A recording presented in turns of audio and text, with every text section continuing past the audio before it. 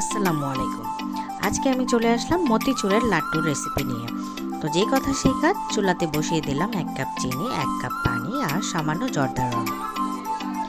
চিনিটা গলে যাওয়া না পর্যন্ত আমি ভালো করে শিরাটা জাল করে নিব।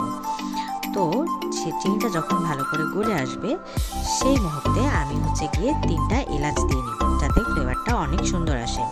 এর মধ্যে আমি আরেকটা কড়াইতে বেসনের গোলা করে পাকোড়ার মতো করে ভেজে নিয়েছিলাম সয়াবিন তেলে।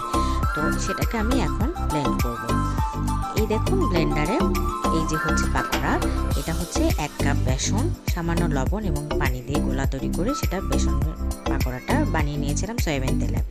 এটাকে আমি ব্লেন্ড করব। এই দেখেন এরকম একটা টেক্সচার পর্যন্ত ব্লেন্ড করে নিব। তারপর এই বেসনের দানাগুলো আমি সেই ফুটন্ত শিরাতে ঢেলে নিব এবং এটাকে ততক্ষণ পর্যন্ত রান্না করব যতক্ষণ পর্যন্ত শিরাটা